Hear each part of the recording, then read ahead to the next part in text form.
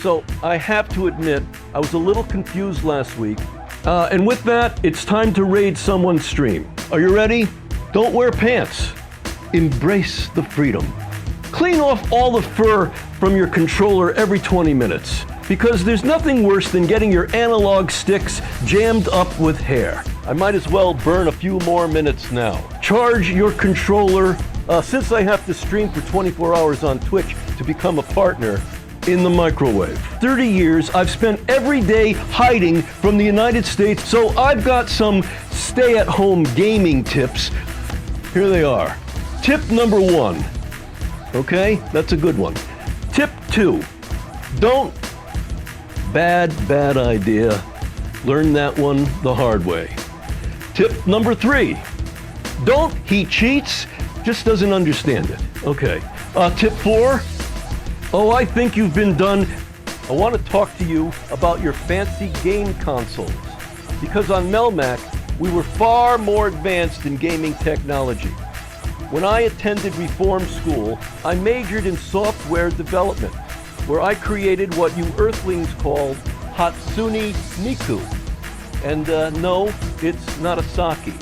And I saw everybody oohing and eyeing about all those fancy graphics. All right, now, don't get me wrong.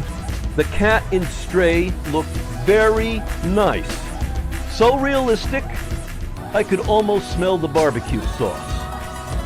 You guys might think, on Melmac, our cave paintings had more pixels. And in our version of Grand Theft Auto, you actually did real time. Yeah. So I still have 3 stars above my head in the Andromeda Galaxy. Just to let you know. I hope you guys keep improving your games, and one day, when the fur technology is good enough, maybe I will finally make my triumphant return to video games.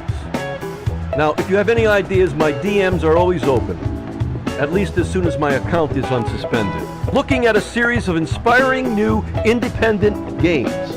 Enjoy the show! This morning, and I had those walking blues. Woke up this morning, and I had those walking blues. Wasn't walking nowhere, 'cause I didn't have no legs.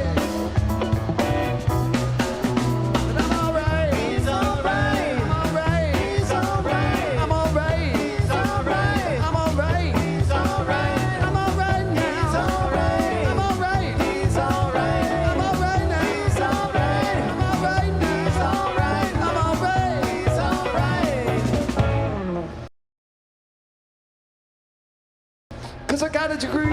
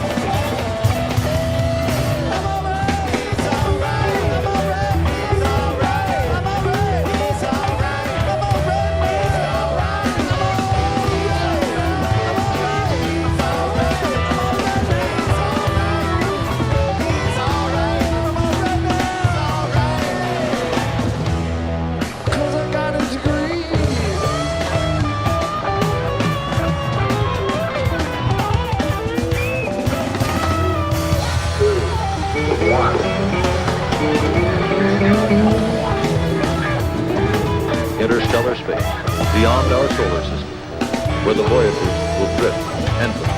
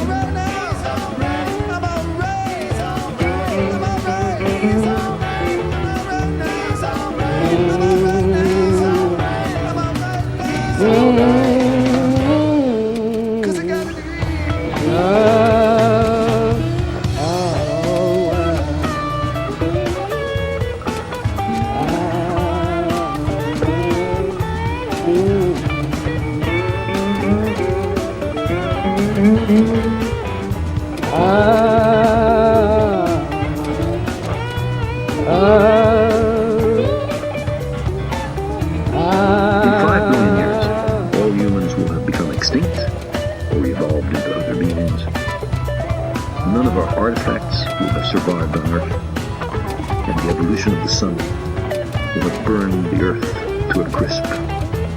And far from home, untouched by these remote events, the voyagers, bearing the memories of a world that is no more, will fly on.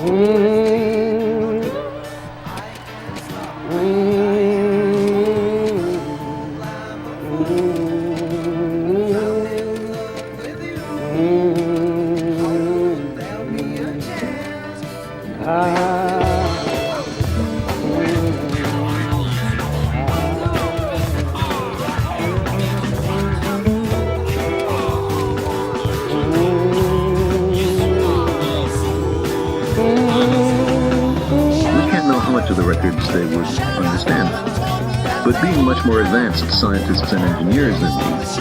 Otherwise, they'd never be able to find and retrieve the smooth, silent spacecraft into stellar space. Perhaps the aliens would have no difficulty understanding what is encoded from these golden records. Perhaps they would recognize the tentativeness of our society, the mismatch between our technology and our wisdom. Have we destroyed ourselves since launching the voyage, one might wonder? Or have we gone on to greater things?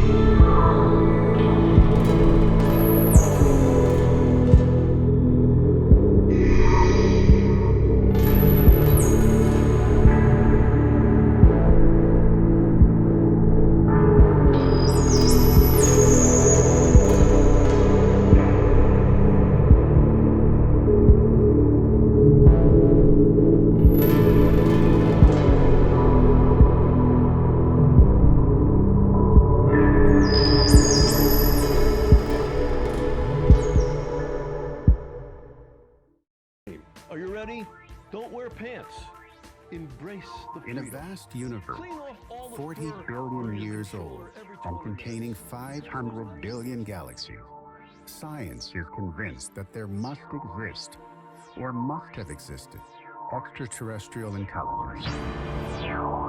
In this vastness, it would seem that there should be fullness of life out there. With this conviction, human beings have searched for it and still search for it incessantly. State-of-the-art radio telescopes track the sky day and night, year after year, in search of any sign of extraterrestrial intelligent life.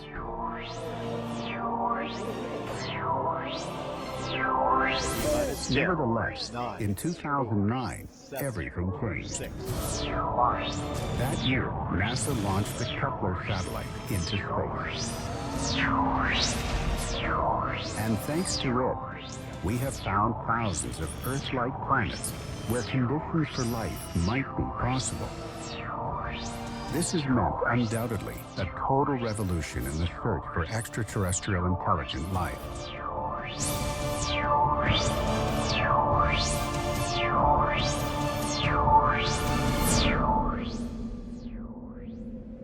Given the important advances in astrophysics, some scientists believe that there is a chance of finding extraterrestrial intelligence in the next decade. Seth Shostak, astronomer and director of SETI, Search for Extraterrestrial Intelligence, declared before the House Science Committee of the American Congress that in a couple of decades, we will have found evidence of its existence. The chances of finding it, I think, are good, and if that happens, it'll happen in the next 20 years, depending on the financing. A first contact could be close. The question is, do we really want them to find us? What will these forms of life be like? What will their aims be? Is anybody out there?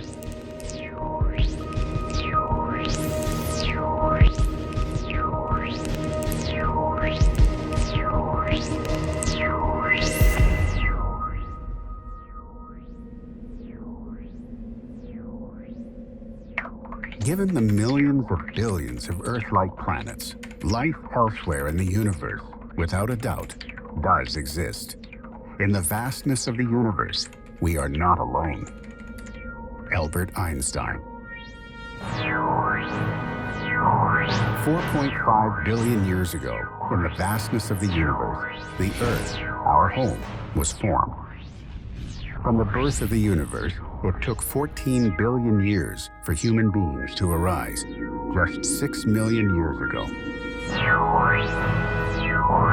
To give us an idea of the time which has passed until our first steps, Carl Sagan made a time comparison in which, if the age of the universe was a year, the Big Bang would have occurred on January 1st. On September 8th, the Sun would have formed. On September 11th, the Earth would have formed. And we would have been born the last day of the year, December 31st, at 11:39. How many things must have happened in other places during the same time?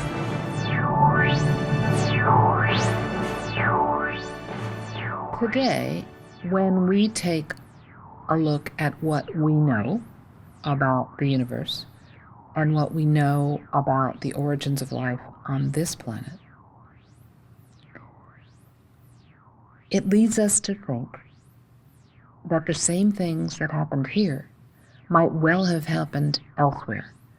And so life beyond this planet is quite plausible in terms of the science that we know today. We see the organic building blocks that are essential to life on Earth. And so the raw stuff that's necessary for life is out there. The places that life could live is out there. The big question is, do they come together and form a second Genesis? We take up a tiny place in the immensity of the universe. The Milky Way, the galaxy we live in, might have around 100 billion stars. Among them, our Sun.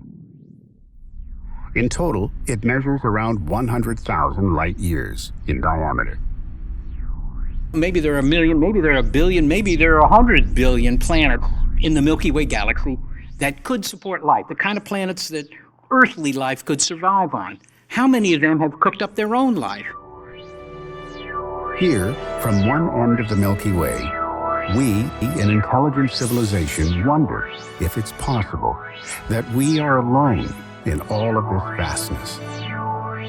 There's just a lot of real estate, a lot of room for life in space. We've now learned that planets are as common as cheap hotels. They're all over the place. There are 1 trillion, that's 1 million planets just in our own galaxy.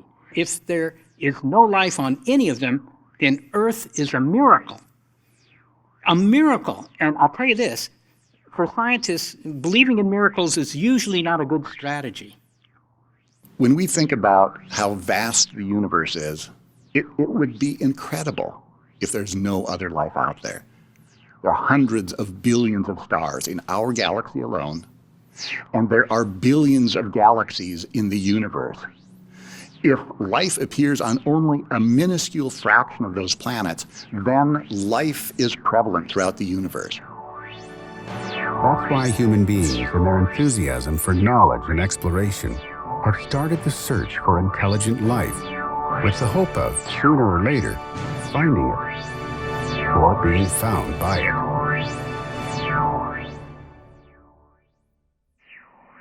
Oiknis poteste chairete, Ironicos pros filhos elelisamen filoi. Paz e felicidade a todos. تحياتنا للأصدقاء في النجوم يا ليت يجمعنا الزمان. Բոլոր որ գտնվին եզերքի մի կամազություններեն անցու ողջույնով. પૃથ્વી ઉપર વસનાર એક માનવ તરફથી બ્રહ્માંડના અન્ય અવકાશમાં વસનારાઓને હાર્દિક અભિનંદન. આ સંદેશોએ વળતો સંદેશો મોકલાવશો. This search can be done in two ways: tracking signals that may come from any extraterrestrial civilization, or sending our own messages into space, which may be received by one of those civilizations someday. Active SETI, also sometimes called METI, messaging extraterrestrial intelligence, reverses the roles. Instead of passively listening for a signal from another civilization, we send intentional, powerful signals to nearby stars in the hope of getting a reply back. With this goal, in 1977, the most elaborate and comprehensive message to date, The Sounds of the Earth, was launched into space. A moving introductory message including everything that human beings considered that an extraterrestrial civilization should know about our species. It was included on a golden record on each of the Voyager interstellar space probes, launched that same year from Cape Canaveral. It was a golden record. On one side, there were encoded music from around the world, greetings in 55 languages, a 12-minute sound montage of the evolution of life on Earth. And on the other side, there were pictures, over 100 pictures describing some basic mathematical principles and the diversity of life and culture on Earth. The content of the recording was carefully chosen by NASA and a committee chaired by astronomer and author Carl Sagan. The audio section has a salutation in English from the UN General Secretary and short messages in 55 languages welcoming and wishing peace to all forms of life. Witajcie, istoty zza światów. Riadumelisa Marel. Hello from the children of planet Earth. But that one was not the only message sent. There have been a few symbolic transmissions to other worlds. The most famous transmission to another civilization happened in 1974 from the world's most powerful radio telescope in Arecibo, Puerto Rico. It was a very simple message. It took 3 minutes to send, and it provides a mathematical and scientific overview of life on Earth. Nevertheless, the search for extraterrestrial life is not founded just on the sending of messages in the hope of a response someday, but on the development of a search for signals that may indicate the existence of that intelligent life. SETI, as a scientific exploration, actually got its start within NASA in the life sciences portion of NASA.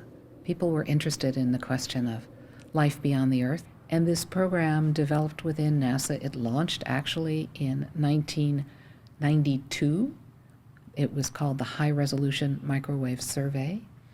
In 1993, Senator Bryan from Nevada terminated NASA's funding for SETI, and he terminated with a vengeance so that NASA was unable to recover and come back the next year with another SETI program. So at that point, because we had already formed a nonprofit institute called the SETI Institute to help NASA stretch its funds as it did this SETI work, in 1993 we said, okay, we've got a nonprofit, we're just going to go out and raise money to do this privately. The SETI Institute is nowadays the main world institution devoted to the search for extraterrestrial intelligence. It's a project called SETI, the Search for Extraterrestrial Intelligence. This search is based on the use of radio telescopes. Radio telescopes receive radio waves. As we can't go to space aboard spacecrafts to find that intelligent life, what we look for are radio signals. What we're looking for is a signal that's at one spot on the radio dial.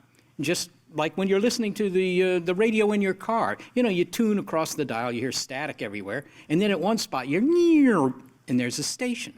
Okay, that's the signal that's produced by a transmitter somewhere. It's not natural static. It's not like a quasar or a pulsar or galaxies or hot gas, cold gas. All those things in space make radio noise, but it's all over the dial.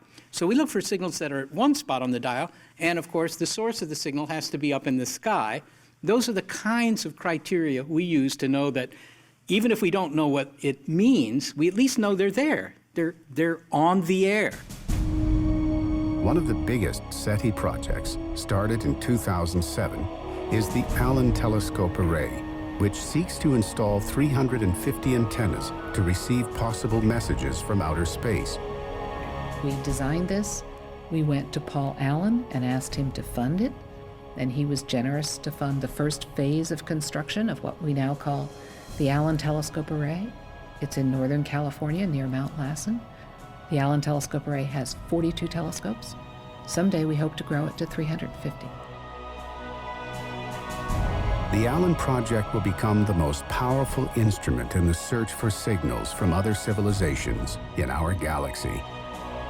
Since it was launched, after just a few months in operation, it has been able to analyze the same amount of area of the universe as in the last 45 years of SETI's existence.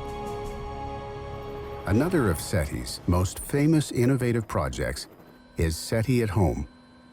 It was started in 1999 by astronomers at the University of California in Berkeley, and it uses an army of millions of amateur internet users. From home, anyone can be part of this enthralling pursuit. The screensaver analyzes some of the data that comes from the Arecibo radio telescope in Puerto Rico. Up to now, more than 5 million people from all over the world have participated and are processing all of the info captured by the Arecibo radio telescope. The SETI at Home project has grown so quickly that it is the biggest ever.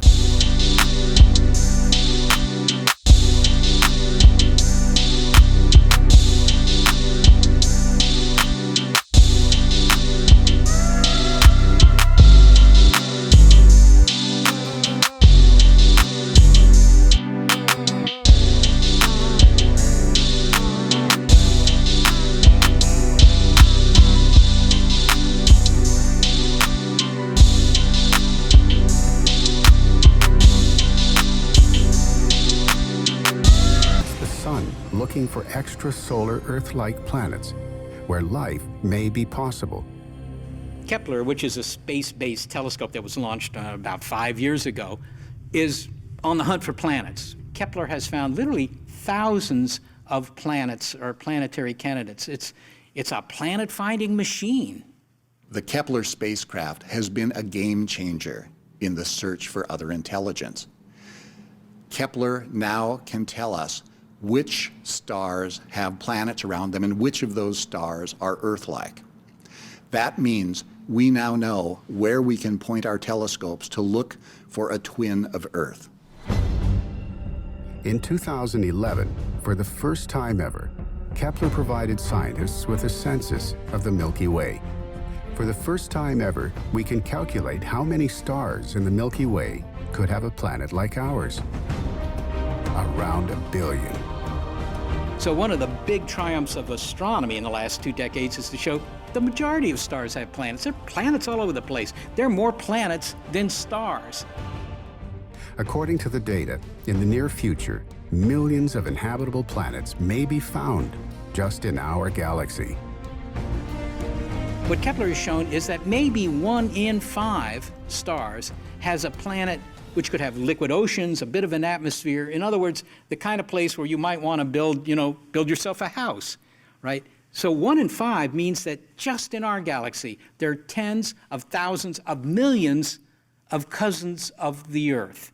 That's a lot of real estate. This data is crucial to answering the question of whether we are alone in the universe and helping us to resolve some unknowns of one of the most famous equations in astrophysics, the Drake equation, which is now of major interest. The Drake equation is a way to grapple with all of the issues most central to determining how many civilizations are there out there in our galaxy trying to make contact. The Drake equation looks at 7 independent factors and tries to put a number on each of them. So you multiply all those up, and you come up with a number that we call N, the number of potentially communicative civilizations in the Milky Way. Our star is the rate at which stars have been born in the Milky Way galaxy over the last few billion years. So it's a number that is stars per year. Our galaxy is 10 billion years old, and early in its history, stars formed at a different rate. All of the F factors are fractions. Each one must be less than or equal to 1. F sub p is the fraction of stars that have planets. N sub e is the average number of habitable planets in any planetary system. F sub L is the fraction of planets on which life actually begins, and F sub I is the fraction of all those life forms that develop intelligence. F sub C is the fraction of intelligent life that develops a civilization that decides to use some sort of transmitting technology. And finally, L, the longevity factor. On average, how many years do those transmitters continue to operate?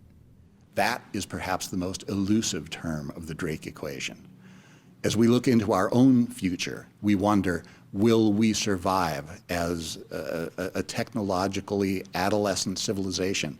Will we last long enough to make contact? That is the big unknown.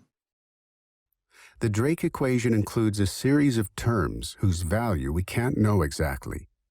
It's just a fantastic framework with which we can organize our ignorance, because you can't solve the equation.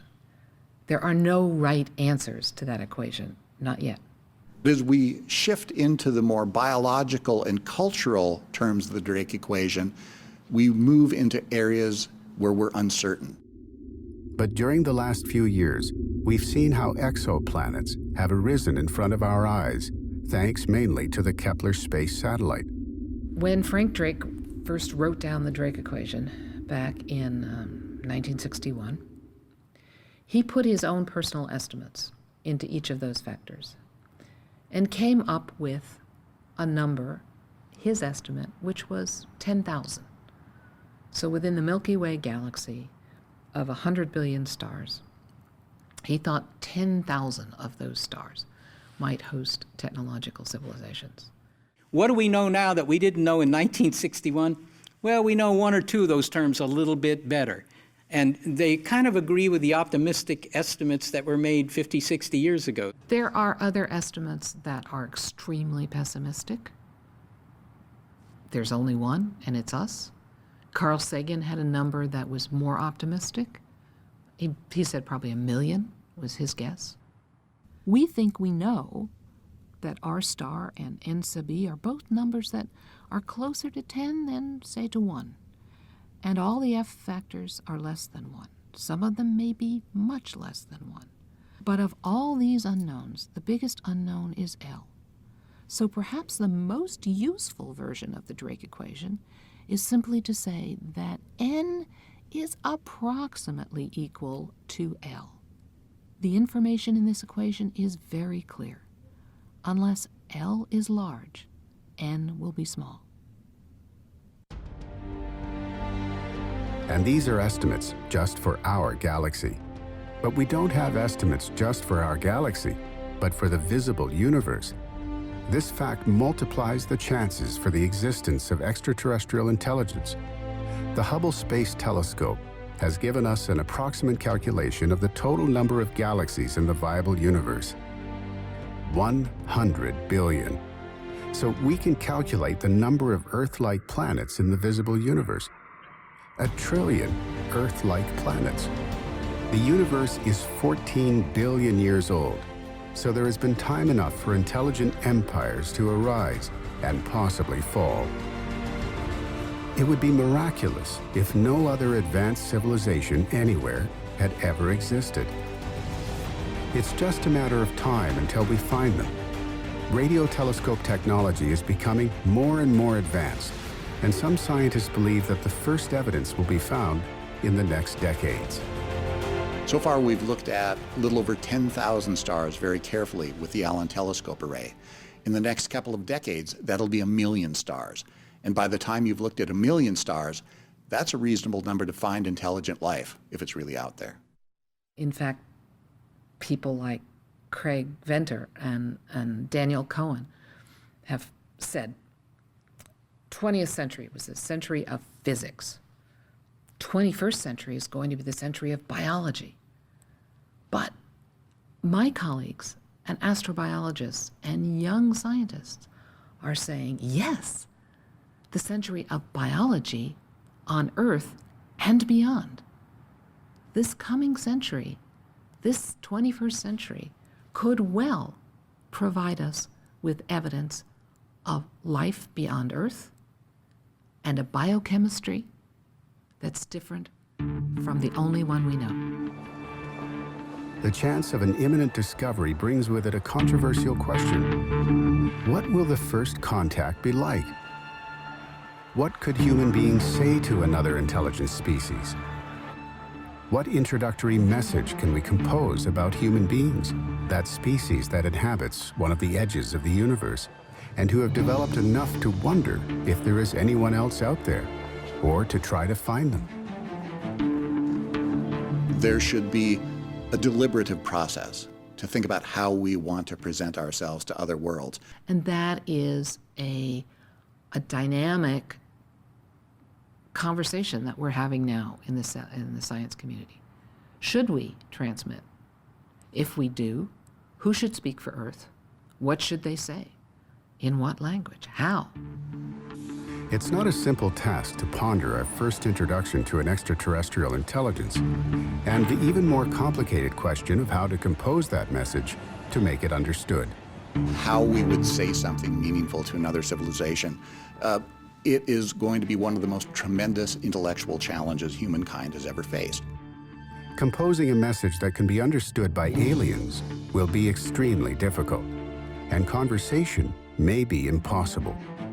In order to make contact with another civilization and truly understand them, we have to find a language that any scientist who is engaged in SETI anywhere in the galaxy will understand.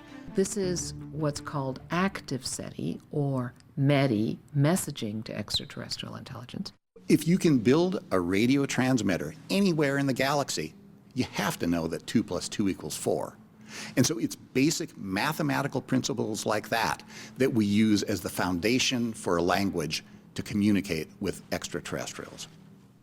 In terms of the message content, how it should be sent, what it should say, what would we say about ourselves? And what are efficient encoding schemes, and how do we provide a tutorial so that they can figure out what the scheme is. My suggestion is to send the internet, right? Send so much information that they can look through it and find pictures, videos, sounds, text, of course, and they'll be able to understand it, sort of like the hieroglyphics. Several messages have already been sent to space, and we hope to receive an answer someday.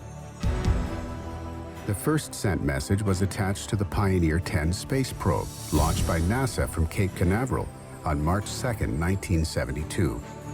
A golden anodized aluminum plate designed by astronomers Carl Sagan and Francis Drake was affixed to the probe. It was a kind of an interstellar message in a bottle. On it, drawings of two human figures appear, one feminine and one masculine, with the image of the spacecraft behind them to show the proportion of the human silhouettes. Our address in the universe was also included, as well as a scheme of our solar system. Another similar plate was affixed to the Pioneer 11.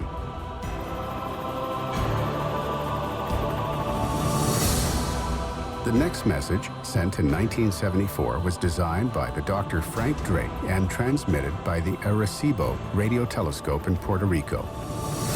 This message is generally known as the Arecibo message. It was a very simple message. It took 3 minutes to send, and it provides a mathematical and scientific overview of life on Earth. It starts with a description of our numbering system in a binary code, numbers from 1 to 10, and then using those numbers, a description of chemical elements that are essential to life on Earth.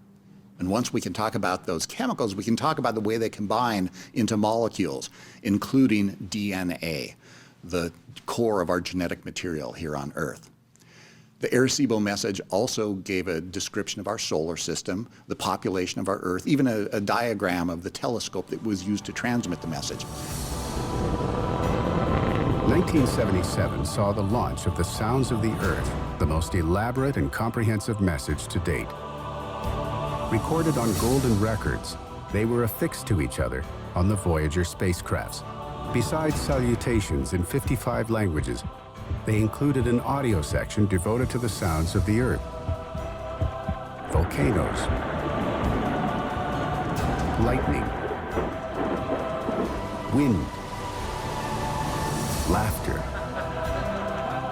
and the message in Latin, per aspera ad astra, through hardship to the stars, in Morse code. Also included were eclectic selections of music from different cultures. The Brandenburg Concerto No. 2 by Bach, the Magic Flute by Mozart, the Melancholy Blues by Louis Armstrong, Beethoven's Fifth Symphony, as well as traditional music from different cultures.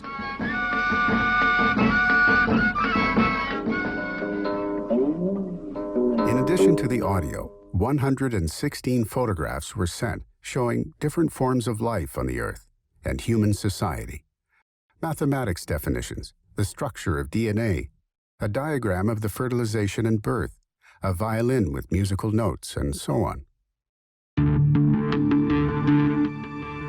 Will anyone receive these messages? Will we have an answer? But above all, what will those who receive this message be like? I think that one of the best things about finding life, a second Genesis, life that isn't related to us, somewhere else will be to begin to understand how biology can be different. I mean, we don't even know if they'd have the similar biochemistry. But on the other hand, you know, we're carbon-based life forms, and carbon, which is all over the universe, of course, is great at hooking up with other atoms to make complex chemistry, and since that's what we are, you know, they might be carbon-based. That's not crazy. We're having a hard time figuring out what other ways there might be. We're working on it from the bottom up with synthetic biology, trying to build life in other ways. But I think life elsewhere will have evolved to be perfectly suited to its environment. If the environments are similar to ours, then there could, in fact, be a lot of similarities. If the environments are extremely different from those that we enjoy here on this planet, then I think it's unimaginable. I'd love to find out what we can't imagine. In fact, as we imagine the kind of beings we make contact with, they may not be biological beings at all. On Earth, we are anticipating computers becoming advanced enough that they may even deserve the term intelligence in the next century or so. So if we make contact with a civilization that's thousands or millions of years more advanced than we are, the intelligence on the other end of the line may be an artificial intelligence. These hypothetical forms of life may have abandoned their biological bodies a long time ago to create a computer body. They may have the ability to build a quantum computer with an extraordinary computing power, a super-intelligent device with the same capacity as a conventional computer that occupies a whole planet. Then, they may have lost their consciousness of the self to be absorbed by a global digital network of minds, a great collective consciousness. But in terms of what they'd be like, what they'd look like, nobody can really say, except this. Probably within 100 years, we're going to develop thinking machines here on Earth. So I think it's very likely that if you actually pick up a signal coming from elsewhere, it's not coming from some sort of biological being, it's coming from a machine. The search for extraterrestrial intelligence is not really different from the search for our own future. The absolute ignorance about the possible aims of an extraterrestrial intelligence is what has led some scientists to voice their misgivings about announcing our existence to extraterrestrials, at least until we know their intentions toward us. Active SETI is a controversial topic. No less than the cosmologist Stephen Hawking warned, "Do not transmit to ET." When he said that in 2010, his concern was that aliens may invade Earth to strip mine our planet, taking our rare resources. Well, Hawking is a genius, but he can't predict the future. And so there's no way he could have told that Earth-like planets are distributed everywhere. But even if there is a danger, even if another civilization can come to Earth, it's too late to conceal our existence. Any civilization with the ability to travel between the stars can already pick up our radio and TV signals that are leaking off into space. There is no added danger of transmitting signals through active SETI. In any case, considering the data we now know, a first contact may be possible in a short time. It's also possible that some civilization has already listened to our messages. Nevertheless, how is it possible that if there are other civilizations, we haven't yet received any evidence of their existence? This is what is known as the Fermi paradox. The physicist Enrico Fermi famously asked, "Where are they?" The idea was, if in fact the universe is populated with life, why haven't they come here? The formulation of that paradox arose when the physicist Enrico Fermi was working on the Manhattan Project, whose aim was the development of the US atomic bomb. Fermi's answer to his paradox was that every advanced civilization develops, along with its technology, the potential to exterminate itself, as was thought to be happening at that time.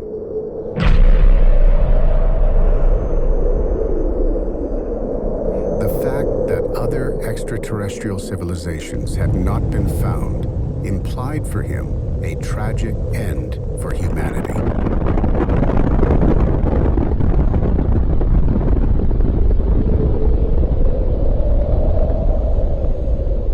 However, there are several possible solutions to the Fermi paradox. They do exist, but they are not communicating with us. They do exist and communicate, but we can't hear them. They do exist and have been here, but we weren't. They do exist, but most people don't know it yet. They have disappeared. Maybe these civilizations have already destroyed themselves as a consequence of a nuclear war or some other cause. But we find even more solutions to the paradox. Well, there are a lot of answers to the Fermi paradox. One is that it's actually very difficult to travel between the stars. Even over the course of long periods of time, it takes a lot of energy, it takes a lot of commitment, and anything that you can gain in terms of information, you could get a lot cheaper simply by sending radio signals. Another possible solution is that we aren't interesting to them. If some civilization were able to come to the Earth from the stars, it would have to be thousands or millions times more advanced than ours, and we may not have anything interesting to offer them.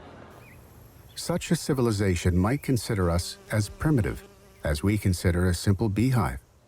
Would it make any sense for us to interact with bees and try to make them understand our advances in spacecraft missions, nuclear energy, or quantum mechanics? Or maybe there is colonization and we just don't happen to see it because it's not nearby or it isn't very obvious.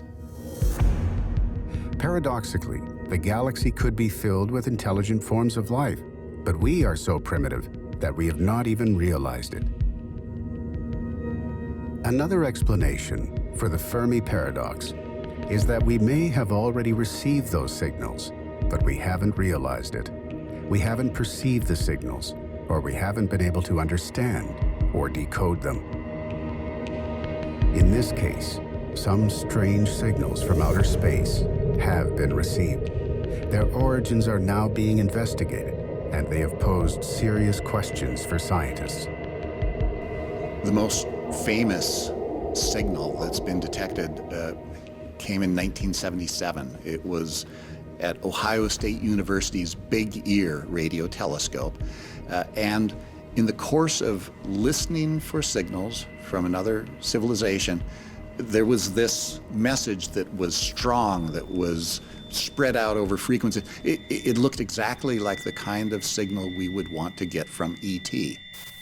During his work on the night shift on July 15, 1977, Jerry R. Ehman, professor of the State University of Ohio and SETI project volunteer, observed the weird transcription of the radio signal made by a computer in a section of paper feed to confirm later that it was the most intense anomalous signal detected up to that point by a radio telescope.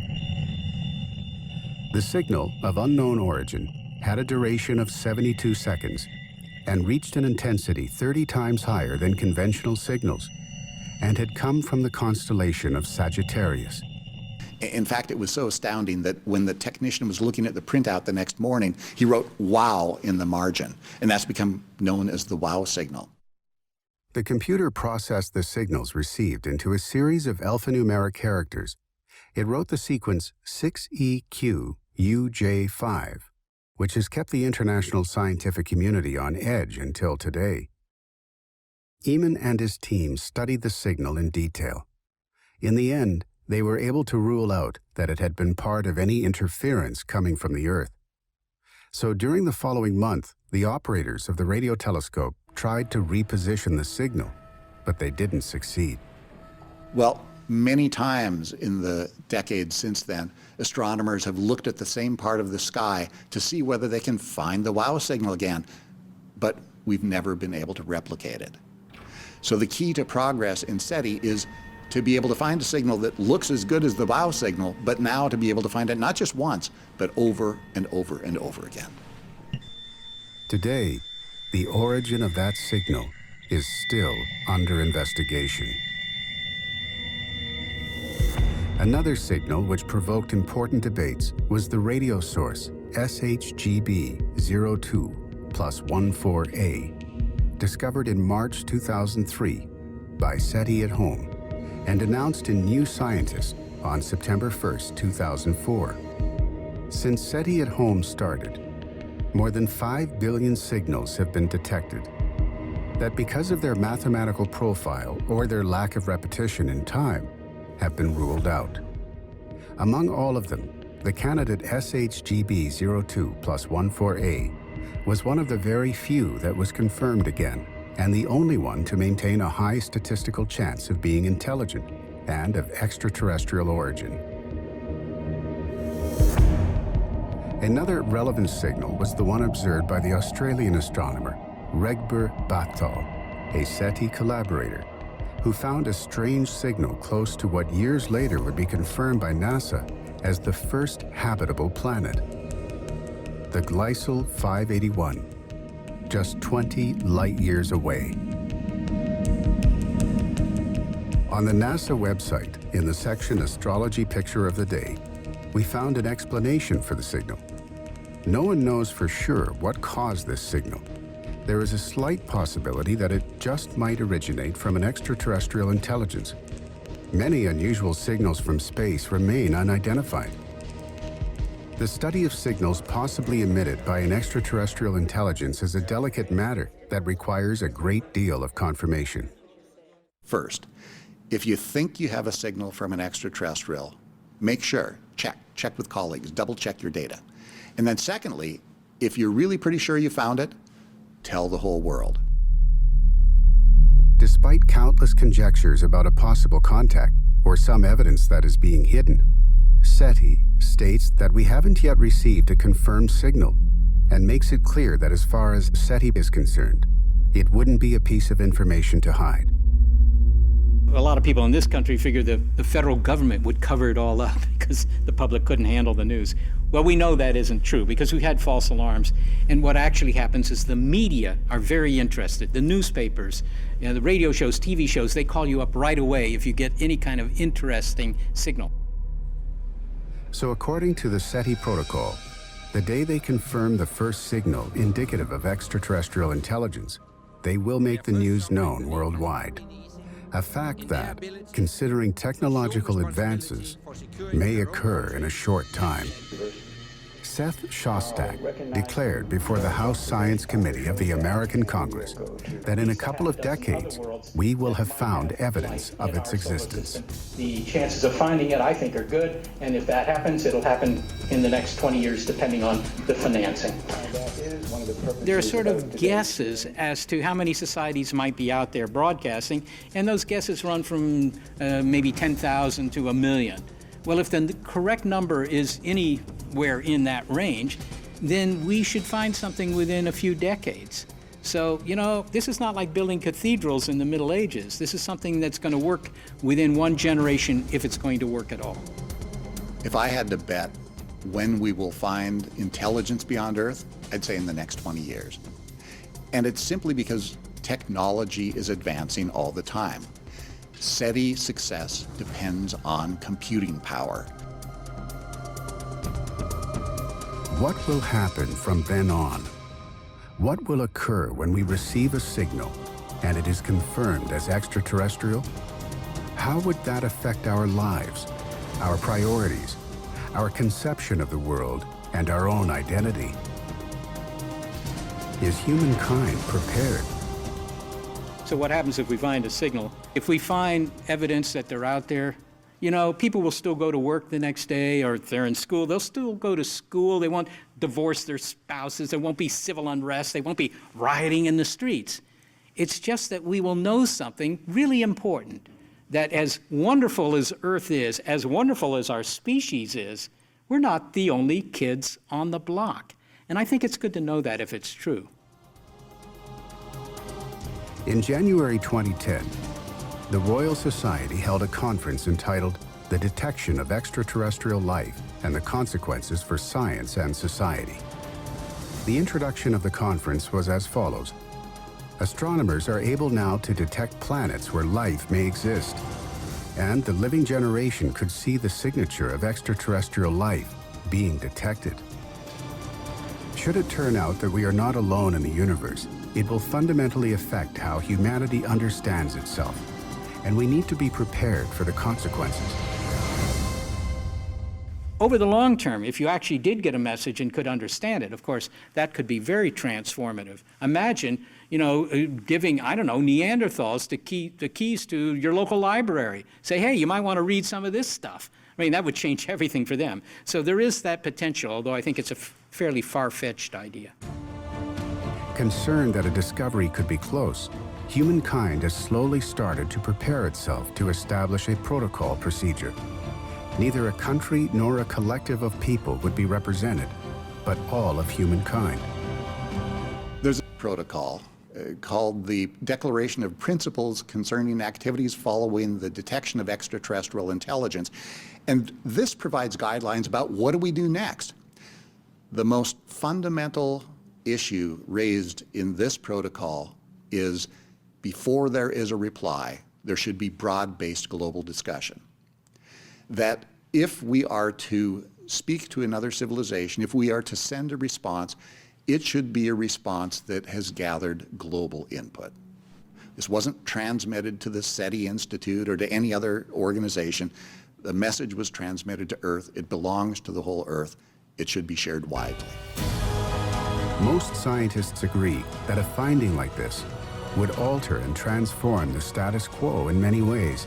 What would be its effect on our society, our science, our technology, or our religion? So for me, detecting another civilization is a way of coming to a better understanding of who we are as human beings. It would mean a chance to see whether the ways of knowing that we've developed here on Earth, our math, our science, our ways of expressing ourselves, our music, our art, are they somehow tapping into something that goes beyond Earth, or are they uniquely ours? The discovery would be on the same level as those of Copernicus and Darwin, and as of the transforming events in human history.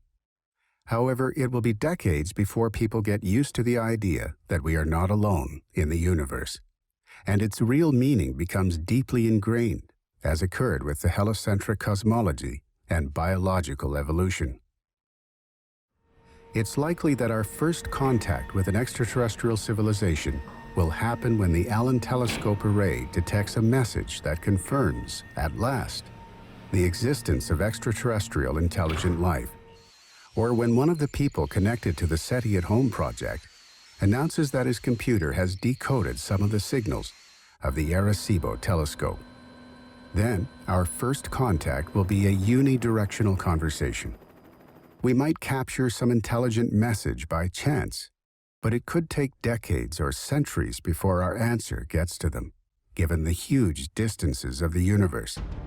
Let me tell you what my hope for the impact of the detection of a distant technology would be. What I hope is that we can make it understood to the people on this planet that the only way that contact happened was because, on average, technological civilizations have a long lifetime. We're sitting here as a very young technology, and we literally do not know